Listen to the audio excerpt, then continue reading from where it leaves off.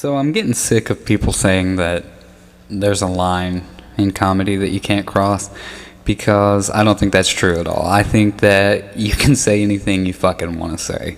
I find everything fucking funny. I don't give a shit what it is, because we need to take the power back.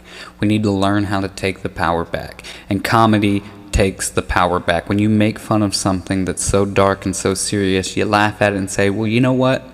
You're not going to get me down. That's fucking comedy, and that's healing, and I'm sick of this. We got to draw a line there. No, we fucking don't. We do not have to draw a fucking line anywhere, because the second you draw that line is the second I'm going to fucking cross that like a goddamn marathon runner.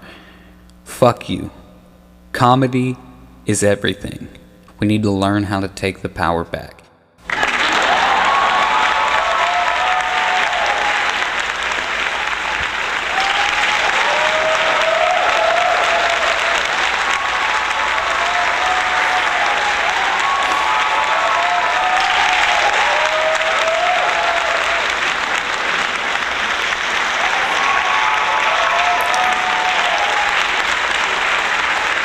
Okay, thank you. Everybody sit down and shut the fuck up. Nah, it's alright. Okay, this is gonna sound weird, but have you ever been broken up with, and to keep the person around, you tell them you think you might be gay? You know, just to have them keep talking to you? No? Just me? Come on, think about it. You say you're gay, and the hate turns into compassion. And since you're no longer a sexual threat, they feel like they can talk to you. I've done this 8 times. It's worked 7 out of 8 times. The 8th time, it didn't work. I had to date her other gay friend for a month, and that sucked. My cock. No, but I didn't plan on her setting me up. It was sweet of her, but I wanted her, not Jimmy. Jimmy was cool, but he was really gay. Don't get me wrong, that's okay. But if I'm gonna be gay, I'm gonna be the bottom. Why else would I be gay? To fuck an ass? I could fuck a woman in the ass. If I'm gonna be gay, I better be getting cock in the ass. But that's beside the point. Back to the original point. The other 7 times worked perfect. I was able to talk to them longer after breaking up, until I found a new chick to talk to. Is it manipulation? Yes, of course. I didn't say I was a good person. But when it works, it works. So if you're heartbroken, just tell them you might be gay. I promise the conversation will continue. You know what really pisses me off? Being called sir.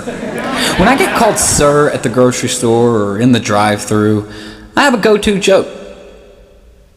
Don't call me sir. That's my father.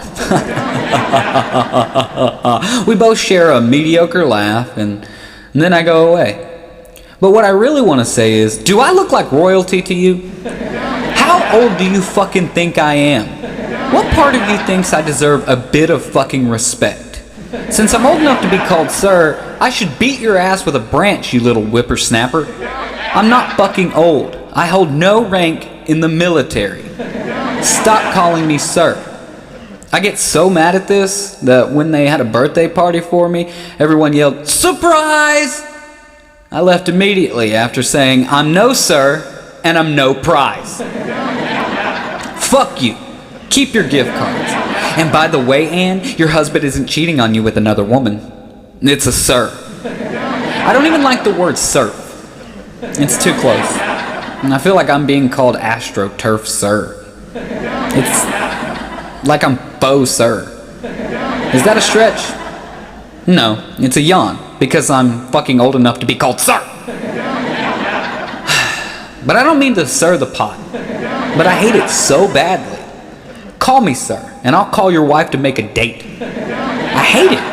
No sir. Yes sir. It's all the same. Sir might be my least favorite word. I guess if I was a woman, I would hate the word ma'am. Mammogram? I would never want to be called half a titty test. That word sounds like someone delivering Southern brides to sing at my doorstep. Is breast cancer funny? No, sir, it is not. For that, I'm really sorry. I mean, sorry. I don't know, I just got lost. So if you see me out, do me a favor and have some fucking respect, and don't call me sir.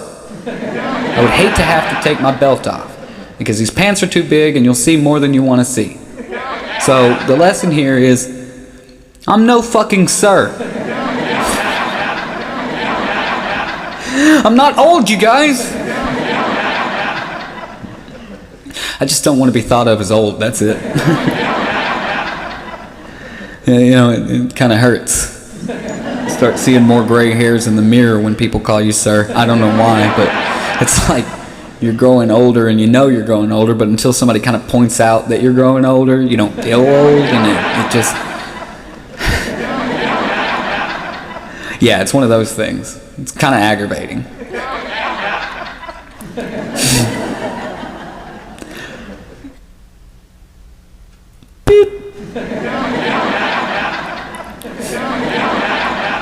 Okay, this one's a little gross, but you're gonna listen to it anyway, you know.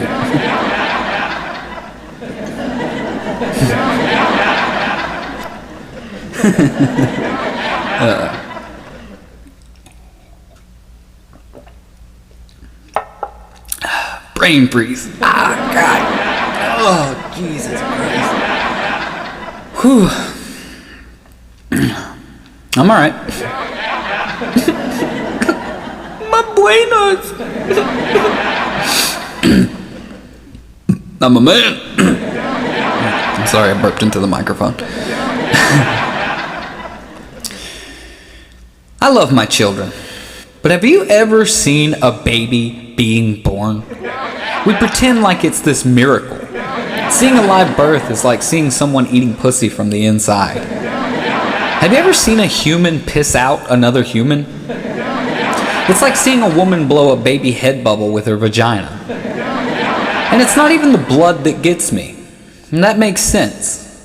If I had a cut and a human was trying to escape from it, I would bleed a lot more too. Either I have bad eyesight, or at one point the baby looks like it has roast beef for ears. I don't mean to be graphic, but watch a baby being delivered. It's so gross, even Amazon won't touch that service. Or should I say, cervix. I shouldn't, because that's stupid. Before the birth of my son, my girlfriend was having trouble dilating. And this might have been one of the most awkward moments of my life. A nurse who was unbelievably hot instructed us that she was going to try to manually dilate my girlfriend. In other words, I watched a hot nurse finger my hot girlfriend and tried to pretend it was normal. Is it wrong to have a boner while your wife is in labor? I don't know. But I can't lie. It was so silent in the room while the nurse was manually dilating my girlfriend that you could hear the noises of her fingers going around her vagina.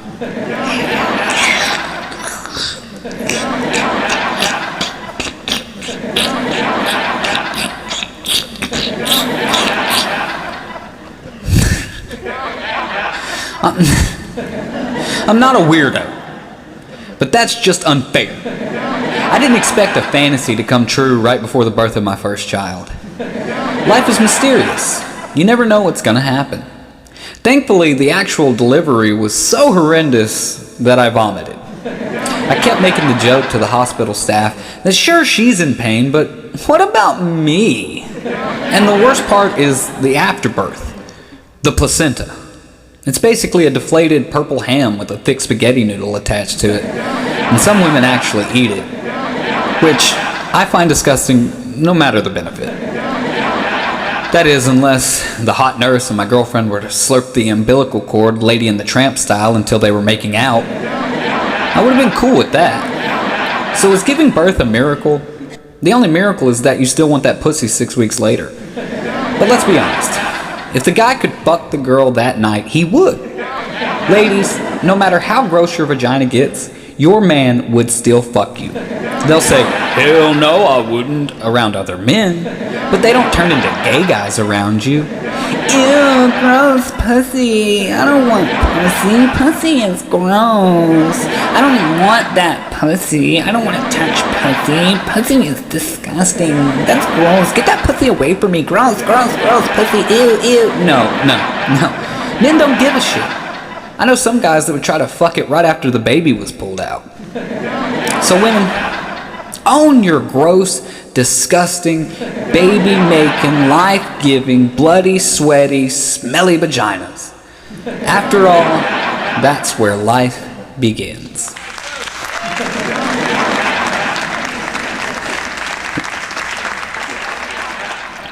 I once dated a girl that was so dumb that she tried to show me a meme she thought was funny, and all it said was cloudy. I had to explain to her that she was looking at a weather app. She was so stupid, she asked me to get a lighter to help light a match. She was very sweet, but she was so dumb. I told her one time that I had to take a shit, and she asked me, why would I ever steal someone's feces? She told me she was cold one time, so I gave her my jacket. Then she turned on the air conditioner. I asked her where she wanted to eat one time, and she replied, you can't eat a where, silly. You eat food. I gave her $10 to get milk one day, and she came home empty-handed. She told me $10 wasn't enough to buy a cow. I really loved her, though. She tried. I asked her if I could kiss her in the rain, and she said, no, I don't want to get wet. Right after that, she went to take a shower. I proposed to her after a year. I said, will you marry me? She was confused in that she thought I was telling her friend Will that he was going to marry me. I told her I wanted to get a pet, so she rubbed my head like a dog for an hour. She was dumb. But I'll be the first to admit that if you look good enough, I'll be your social worker. If I get to kiss you, I'll tell you not to stick a fork in a socket. If I get to fuck you, I'll explain the difference between macaroni and cheese. You might think to yourself, he sounds like an asshole. I would say this. You're as dumb as she is, because an asshole sounds like this.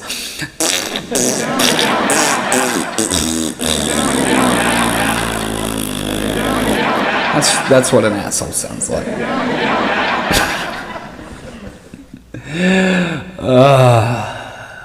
I'm 8 years old. Sorry. I think that's funny.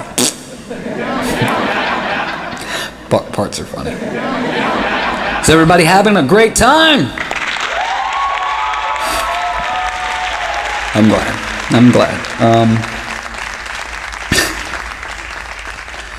I farted just then and none of you knew that.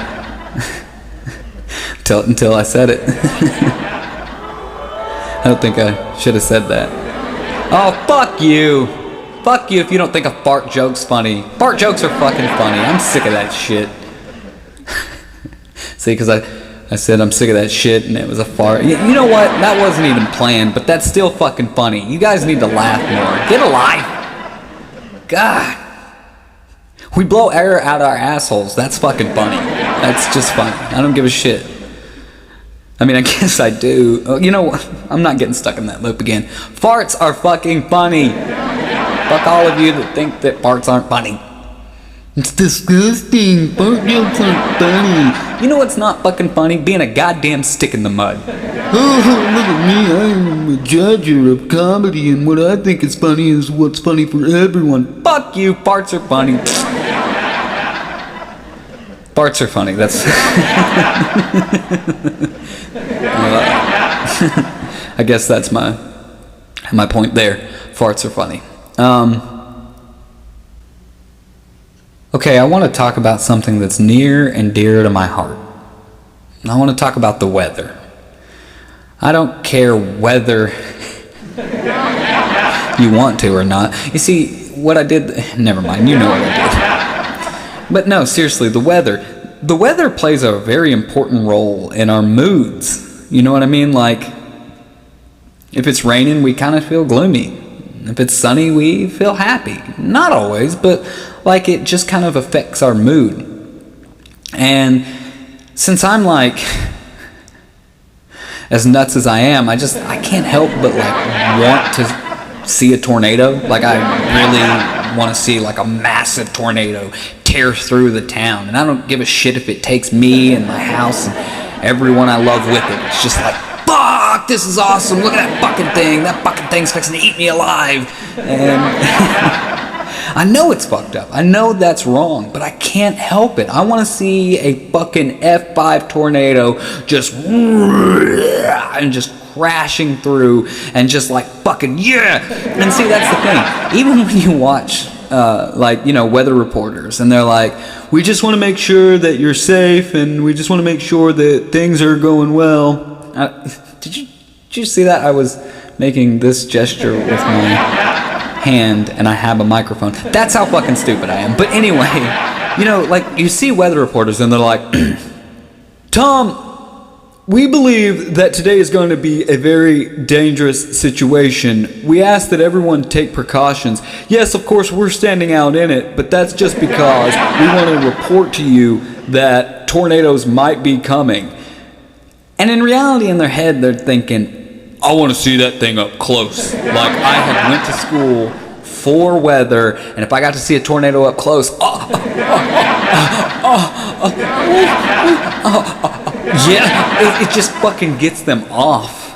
You know, like, severe weather gets them off, and they pretend like they care whether people are safe or not, and maybe they do a little bit, but, like, they still want to fucking see a massive, destructive, huge-ass tornado tear through something, and then they want to report on it like, several lives were lost today. We're here with Tammy, who lost her home. Yes, I was sleeping, and the tornado came, and it took my house and my dog. I haven't found my dog yet, and no one has been able to find my husband. It's just been hard. That's right. It has been very hard on a lot of people. Yeah. But wasn't that cool? Wasn't that cool? I mean, look at that.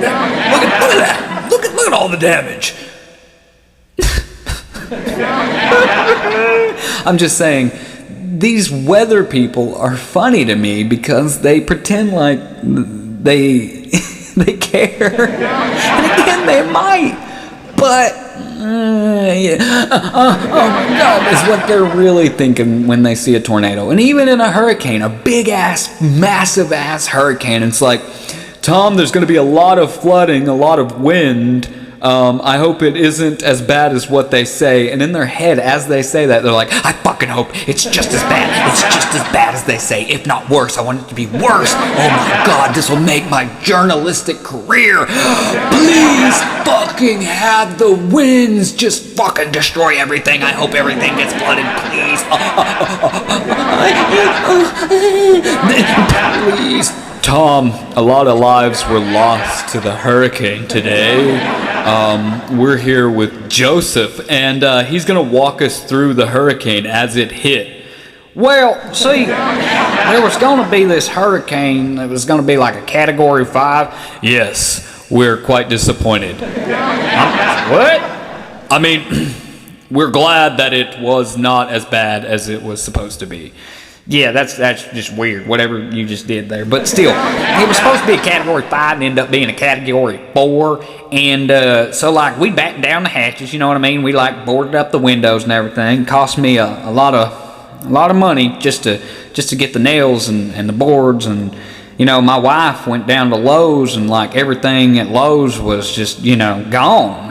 That's what we're hearing, Tom. A lot of people... I wasn't done talking. No, I'm sorry. I'll be with you. Tom, we're hearing a lot of that. A lot of places are running out of materials, and so there's been a lot of shortages. I'm sorry. I'm going to have to interrupt you right there because you're really starting to piss me off.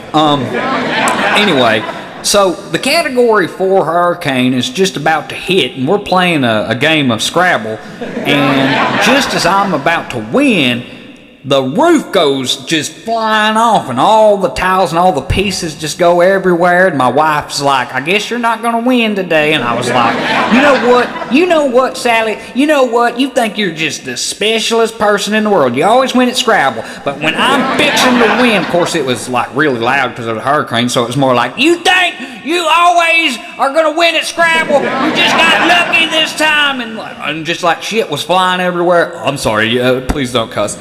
I mean, stuff was flying everywhere, and so we just got the dogs, and we ran in the basement, and the whole house just collapsed. And so we're in the basement, and you know, that's what you want to do during a hurricane. That turned out to be a very big mistake, didn't it? Well, yeah, because you go in a basement for a tornado. You don't go in a basement for a hurricane because, of course, flooding, right? Yeah, because flooding. But, so like, we're down there, and the water just starts rising. And I'm just like, we're fixing to go for a swim, Sally. And so me and Sally are just kind of swimming around, you know, because we never had one of them there pools and stuff. You know, of course, we had the ocean and whatnot because we live close. But I'm sorry, we're going to have to interrupt you there. We're going to have to take a commercial break. Thanks for talking to us, Joe. I wasn't done with my story. I don't care. Whatever. But weather is so fun to talk about.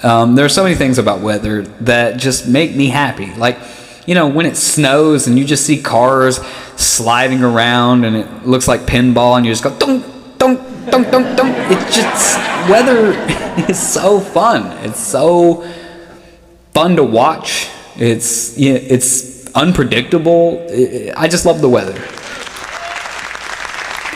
You know, it's funny because people think I take everything too literally. People are always just like, you take everything so literally. You think you're so smart, don't you? And I'm like, no, I don't. And then they say something like, we need to put God back in schools. And I'm like, wait a second. Why does God need to go back to school? And then I realize they're right, because I start thinking about, well, if we put God back in school, he's the Alpha, Omega, the beginning and the end, and why would he need to learn? And I just start asking myself questions like that.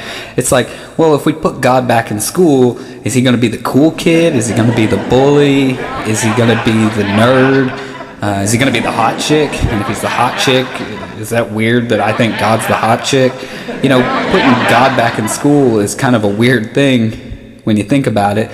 And maybe I do take things too literal, but still, like, if we put God back in school, it's like he would be a teacher, right? Like, he would have to be the teacher. I don't know. I just think that it's something to think about. Okay, I do take things too literal. I have a problem.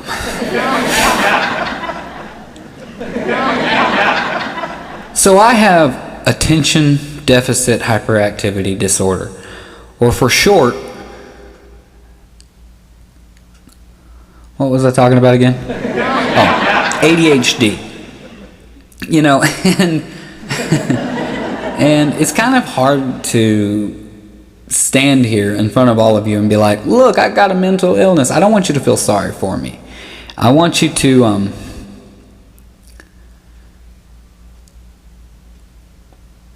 you know, NASCAR, never mind. I was going to tell you a fact, but where was I? What was I going to say? No, I have ADHD, and sometimes it causes problems because I tend to talk too much. And sometimes I'll just keep talking and talking and talking and talking and talking, and I'll never really get anywhere, and like no information is actually being spewed out. I'm just talking to be talking, and I keep talking and talking and talking, and then I talk some more, and then I talk some more, and then I talk some more, or I talk some more, and I talk some more, and I talk some more, talk some more, talk some more, talk some more, talk some more, talk some more. But no, ADHD is kind of a hard thing to deal with. if you have it, because you can't really keep your focus on things that bore the shit out of you. You can only keep your focus on things that you really love, and when you focus on the things you really love, you hyper focus on them and you get really deep into them and you get really deep into it. So like, I don't know, cleaning sometimes is boring as shit to me and I don't care. But like, I don't know, I see a pretty chick and I'm just like, well, I'm gonna write a poem and a novel and a song, and I'm gonna do this and I'm gonna do that, and it's like everything is just her, and it's quite obsessive seeming, but it's just the way my brain works, because it's not just for, you know, it's not just when women are in my presence, it's like when a guitar is in my presence. Like, I love playing the guitar. Sound like I said Qatar. I don't like playing the country guitar, if that's even how you pronounce it. But no, I like playing the guitar a lot. Like, when I pick up a guitar,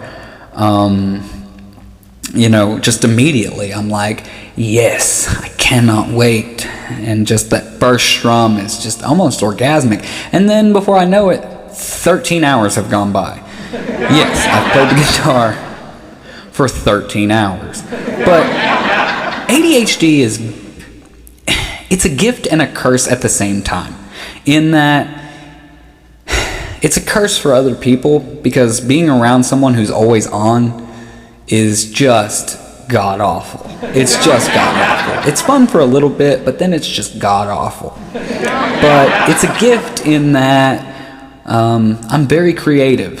I find solutions where other people don't.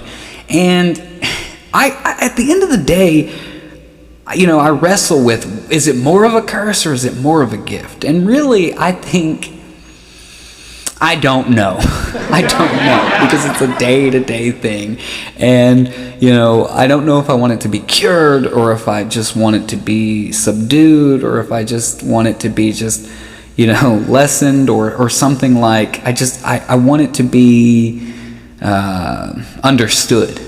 I just want it to be understood. And, you know, I don't know if I'll ever be understood by anyone, except for my children, who also have ADHD. And those little rugrats never shut the fuck up. But I love them. I love them to death. I would never change a thing. They are my children, and we're going to make this life the best life we possibly can make. And I love them more than anything. But ADHD is very frowned upon sometimes, because people wonder if it's even real or not. And it is. ADHD is real. It's a real disease. It's quite disheartening for people to think that it's not real.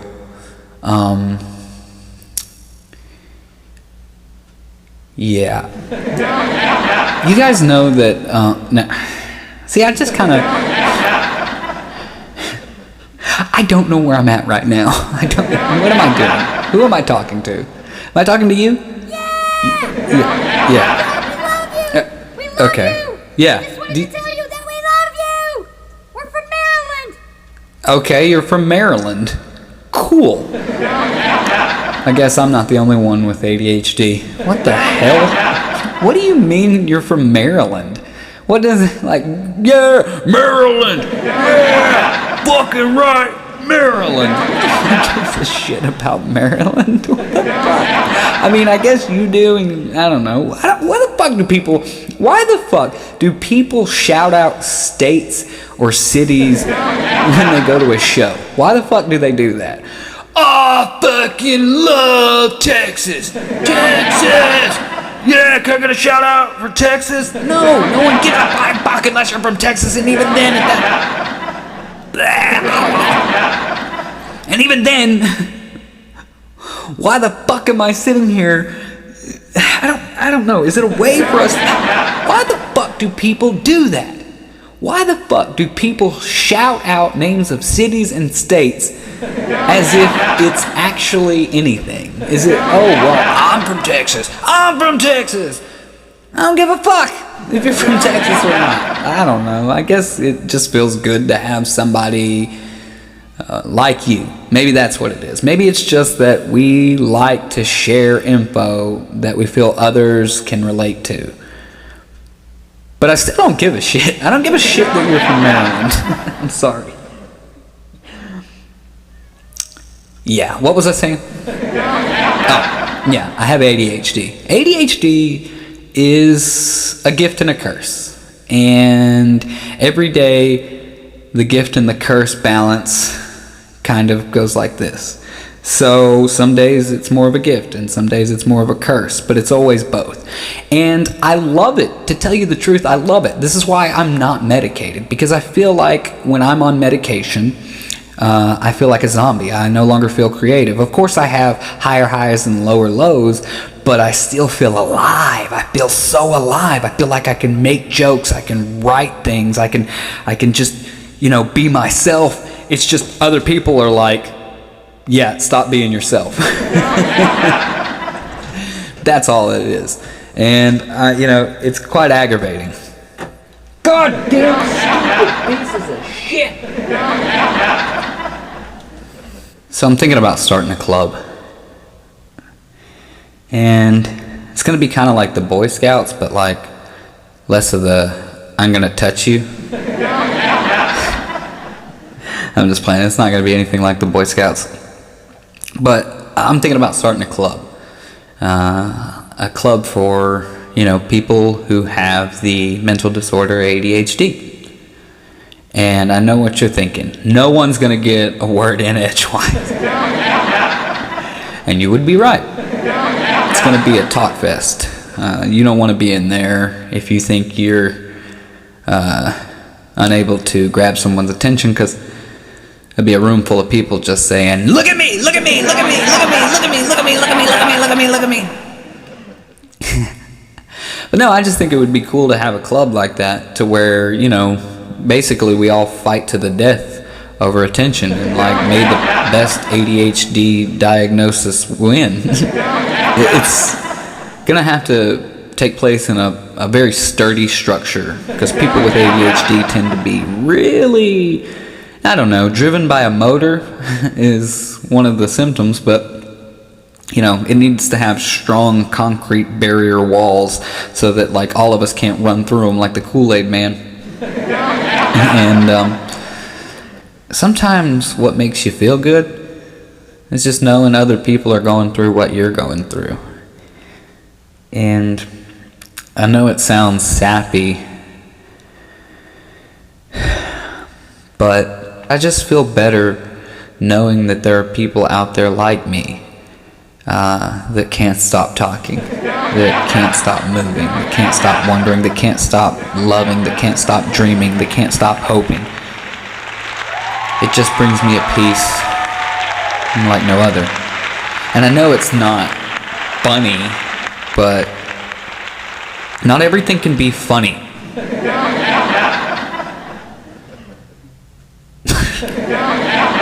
See what I did there was I pretended like I was, you guys get it. So, a lot of people tell me that they wish they could go back to high school. And I'm like, okay. And they're like, well, how fun it was, and, you got to be around your friends, and it was just fun. And I was like, we had different experiences. No, I'm just playing. Actually, I had a really great time in high school. I had a lot of friends. I guess you could consider me popular, but I was only popular because I was the kid you could pay money to eat gross stuff. So like, if you had $1, you could see me eat a cockroach. And so everyone knew, hey, if you got $1 and something weird, just give it to DoN. We'll have a good time. So it's a different kind of popularity. It's not the kind of popularity that gets you the women, but it's still a popularity. And a lot of people knew me. In fact, you'd be hard-pressed to find someone in school that didn't know who I was. Not to be like cocky or anything, but like I was just the weird kid. I did a lot of weird things, and a lot of people tell me that, I just was starving for attention, and they are right. Not really. I mean, I didn't think of it like that. It's not like I needed the attention. I just loved doing things that got a reaction out of people. You know what I mean? Like when you would drink year-old mashed potato water that you saved in a locker that just smelled so bad. It was the most foul-smelling thing. It was mashed potatoes in a water bottle, and it was a year old, and it was the most disgusting thing in the world. And I drank it. And just the sheer reaction from that was awesome. Just because you always get the and the and the he really did it. There's always these different reactions from the things that I do, and that's really why I love doing it, is just to kind of see the reaction of, well, what do you think of this? And maybe there is a part of me that wants the attention, like I don't know, getting on stage and telling a bunch of jokes. Who am I kidding? I am an attention whore. I want attention. Please, please, please, please give it to me. No, I don't know why I have a problem with admitting that or saying that, because I really don't feel like I want attention. It just kind of follows me with everything that I do. But I guess I am an attention whore. Like, you could see me on the corner just being like, hey, you got something you want, then give me your attention, you can get it. And I'm an attention whore. And I keep doing things in my life that seem to bring me more and more and more attention. Now, my vice principal once told me, he said, now look, I know you say you're going to be famous, but I'm going to tell you this. I'm most sure that you will be either famous or infamous. And, I took that as a compliment, because I was like, cool. So either way, I'm going to be famous. And he's like, you're not getting the point. And I was like, no, you're not getting the point. And he was like, I'll see you in my office. And I was like, I know, chances are I'm going to be in that office anyway, so yeah, I'll see you in there. And he was like, no, I'll see you in my office right now. And I was like, what do you mean? That's future tense. You're a vice principal. I want to see you in my office is different than I'll see you in my office. And I would always fight with everyone like that, kind of just being a smart aleck. And I can't help it. It's not like I look for trouble. Trouble just follows me with everything I do. I love life. You know what I mean? Like, I really love life.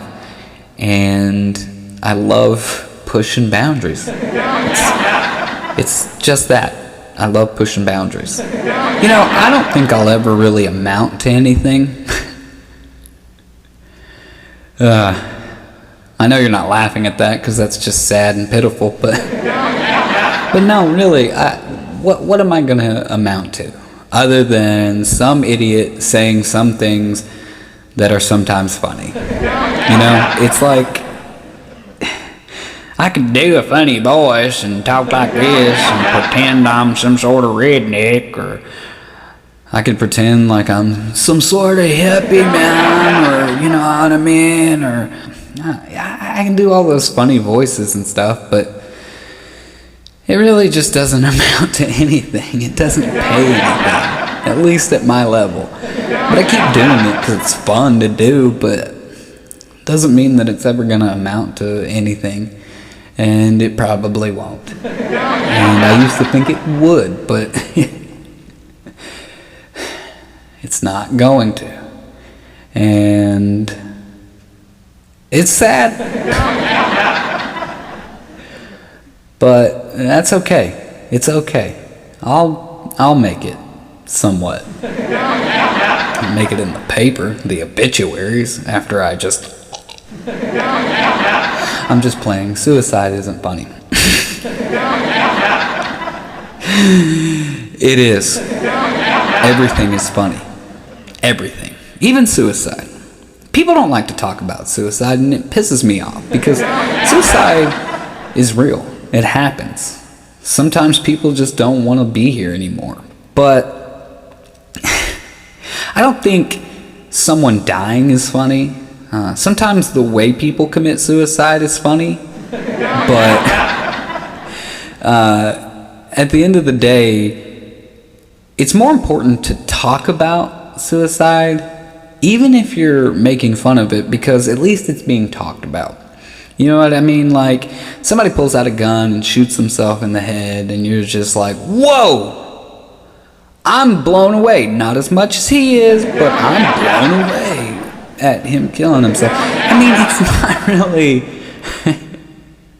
it's not really a laughing matter, but the second we stop talking about it is the second we let it have all the power. I think that suicide is a very sad thing, but if we don't talk about it, if we keep pushing it under the rug, nobody's ever committed suicide by like getting under a rug and just suffocating. But what I mean is, when you push the joking about suicide under the rug or anything, that you're like, we can't make fun of that, and we just put it away. We give it too much power, and I'm sick of giving things too much power. We have to take the power back. Everything is fucking funny. Everything is fucking funny. Say it with me. Everything is fucking funny. Okay, you missed your cue, but whatever. I don't care. You know, I'm starting to think about retiring the name DoN Rules because people aren't getting that it's ironic. I mean, I call myself DoN Rules, but it's because I really don't think I rule at all. Like, I am not the biggest fan of myself. And we all know what that's like. You know, we all can be self-deprecating at times, and some of us end up having to do cognitive behavior therapy for a really long time to get out of that. But I'm not saying anyone in specific, but DoN Rules is actually quite the opposite of what I think of myself. I don't think I rule at all. And it's really just a stage presence. It's pretending that I rule, knowing I don't. Basically, think of it like this. I'm saying I'm a king, but I know I'm the jester. That's all I am. And, you know, sometimes it feels good to sit in the king's chair. And that's the only reason why I call myself DoN Rules. I'm not full of myself. Not at all. I mean, if I ate myself, then I would technically full of myself. I know it's a metaphor, but still, I wouldn't eat me. It's gross. So I just got fired, and I'm a little bummed about it. I really wish I could have quit. I really wish I could have just been like, fuck you, fuck you, fuck you, Steve, you piece of shit. You were the worst fucking manager of all time. Fuck you. And then, like, maybe, I don't know, kick some shit over or something. And making a scene is always fun for me, but I was fired. And I just kind of was bummed about it and just kind of walked away. And that's just boring. It's boring to get fired. But being fired is one of those things that just sucks when it happens. Because I'm telling you, all I can think about is just telling everyone to fuck off, and I never got that moment. I was just kind of so bummed. Everything is fucking funny. I mean, you know, St. Jude, cancer kids. You'd think, well, there's nothing funny about that. But if you gave me some time, I could probably write a joke or two about it. I mean, it's not like I've actually sat there with a pen and paper going, how do I make fun of the kids at St. Jude? Because it's a horrifying thing, right? Kids dying of cancer, their parents are feeling helpless. That's not funny. right? When you really genuinely think about it. But when you think about, well, fuck, there's a place where there's a bunch of bald kids. You're like, that's fucked up. That is fucked up. But true. It's true. There's probably... It's a fucked up thing. I still feel for those kids. Like, in my heart, I do not want anything to happen to them. And I want their parents to be filled with hope. And I don't want them to think that I want their kids to die. As a matter of fact, the way I say horrible jokes should work is I'll say a horrible joke, right? And as long as no one directly has any tie to the joke, then laugh at it. And don't go tell somebody who is directly tied to it. Like, don't let me make fun of kids who have cancer and then go up to them with a phone and go, look at what this comedian said. He said kids with cancer are bald and there's got to be a place where... That would be fucking horrible. And it wouldn't be my fault. It would be your fault. It would be your fault for just... It would be your fault because you're the one who made them cry, not me. Not me. I said the joke. You either laugh at it or don't. I'm a comedian. The whole point of what I do is to make people laugh, not to feel bad. So if you take anything I say and you use it to make someone else feel bad, that's your fucking fault. That is your problem, not mine. My job is to push the line. Push it farther and farther. Cross the line and go, oh, that's where you draw the line? That is where you draw the line? Okay. You know, I'm getting so sick of living in a culture where we can't say anything at all anymore about anyone, and we can't say anything about anything, and we're trapped. And I'm not sitting here going that we shouldn't have empathy, because we should have empathy, but we also shouldn't be so far up our own fucking asses that we can't see straight. Comedy is comedy. Life is life, right? Life is drama and comedy in one. It's both of those things. Life is a dramedy, and I fucking hate the word dramedy, by the way. But it's a mixture of both. Okay? We're going to be sad sometimes. We're going to feel bad. Hot Pocket! We just got a message. We're going to feel bad sometimes. We're going to feel good sometimes. We're going to cry sometimes. And we're going to laugh sometimes. I just hope that tonight you guys have laughed more than you've cried. And if you walk away feeling better, then I did my job. Because that's all this was. This was just to make everybody feel a little bit better in what is a pretty dark time. So, I love all of you. And I really appreciate you coming out. Thank you.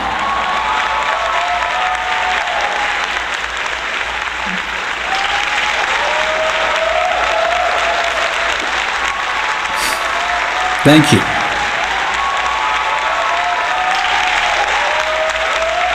I really appreciate it. I really do.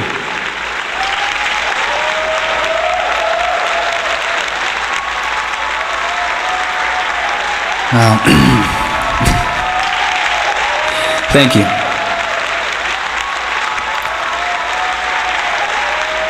All right, quiet down, quiet down.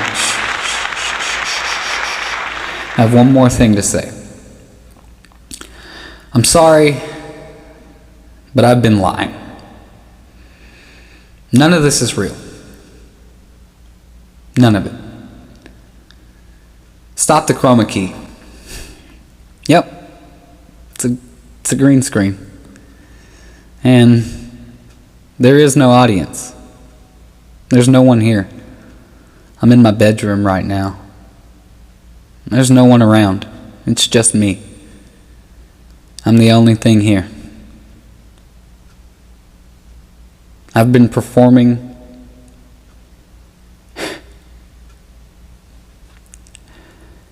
for no one. I mean, I guess I've been performing for you, but you're not really giving me any feedback. But I don't think it matters, because I still did something I really love doing. And no one's ever gonna stop me from making jokes. No one's ever gonna stop me from doing the things I love to do. And if you think you're gonna stop me, if you think you can stop me, well, I got 2 words for you. Fuck you. Fuck you. You're never gonna stop me. Ever. That son of a bitch, he pulled it off. I know, man, that was like fucking killer, dude.